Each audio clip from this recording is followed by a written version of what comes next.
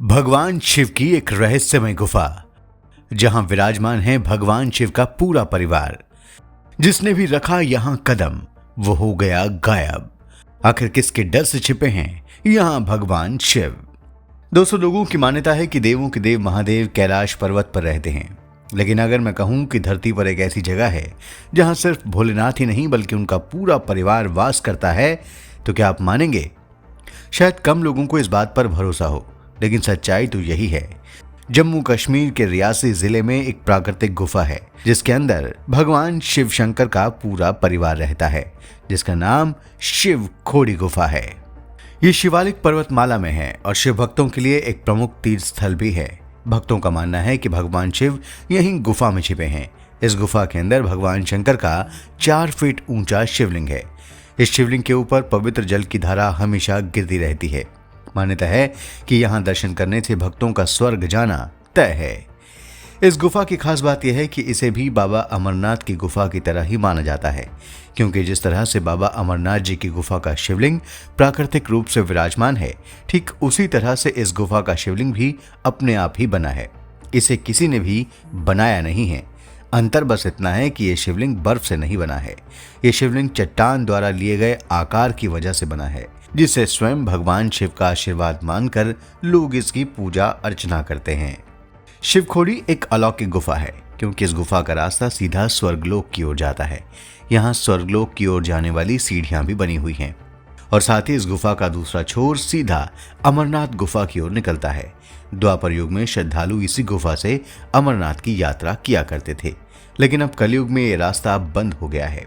जो कोई भी इसमें जाने का प्रयास करता है वो वापस नहीं लौटता।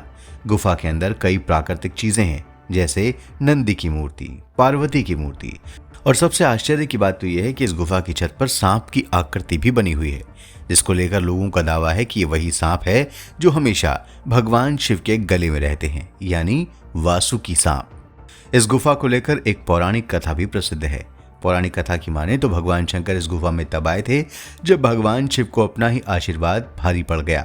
दरअसल भस्मासुर नाम का एक राक्षस था जो भगवान शिव का अनन्य भक्त था। उसने भगवान शिव को प्रसन्न करने के लिए खूब तपस्या की। भस्मासुर की तपस्या को देखकर भगवान शिव ने भस्मासुर को दर्शन दिए और वरदान मांगने को कहा। ऐसे में भस्मासुर ने वरदान मांगा कि वो जिस किसी पर भी हाथ रखे वो भस्म हो जाए। भगवान शिव ने भस्मासुर का यह वरदान स्वीकार किया और वरदान मिलने के बाद भस्मासुर को खूब अहंकार हो गया और उसने देवताओं पर अत्याचार करने शुरू कर दिए। सभी ऋषि मुनि भस्मासुर के आतंक से घबरा गए। सभी देवी देवता ये सोचने लगे कि भस्मासुर का वध अब कैसे किया जाए। इसी बीच नारद मुनि भस्मासुर से कहते हैं कि तुम इतने बलवान हो कि तुम्हारे पास तो माता पार्वती जैसी सुंदर स्त्री होनी चाहिए। नारद मुनि की ये बात सुनकर भस्मासुर माता पार्वती को पाने के लिए भगवान शिव को भस्म करने के लिए उनके ही पीछे दौड़ता है, लेकिन भस्मासुर को मिले आशीर्वाद के कारण भगवान शिव उसका वध नहीं कर सके।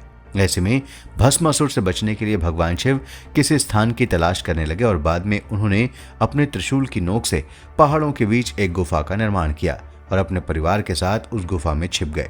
आज लोग इस गुफा को शिव खोड़ी गुफा के नाम से जानते हैं। मान्यता है कि भगवान शिव को बचाने के लिए भगवान विष्णु ने एक सुंदर स्त्री का रूप धारण किया, जिसको देखकर भस्मासुर उस स्त्री पर मोहित हो गया। सुंदरी रूप धारण किए विष्णु जी भस्मासुर के साथ नृत्य करने लगे। भस्मासुर सुंदरी के साथ इतना लीन था कि वो शिव का वरदान ही भूल गया और उसने अपने ही सिर पर हाथ रखकर खुद को भस्म कर लिया। इसके बाद भगवान विष्णु ने कामधेनु की मदद से उस गुफा में प्रवेश किया, जिस गुफा में भगवान शंकर थे। शिव खोड़ी गुफा काफी बड़ी है और उसको लेकर कहा जाता है कि भगवान शिव ने माता पार्वती को यहीं पर अमर कथा का हिस्सा सुनाया था, क्योंकि इस गुफा का दूसरा सिरा अमरनाथ पर जाकर मिलता है। साथ ही कहा जाता है कि यहाँ जो सीढ़ियां बनी हैं वो सीधे स्वर्ग की ओर जाती हैं। इस पवित्र गुफा में हमेशा हजारों भक्तों की भीड़ लगी रहती है। जो भी सच्चे दिल से बिना मन में कपट रखे यहाँ आकर मन्नत मांगता है, भगवान शिव अवश्य उसे आशीर्वाद देते हैं। तो दोस्तों, कैसी लगी हमारी ये स्टोरी? हमें कमेंट करके जरूर बताएं। धन्यवाद।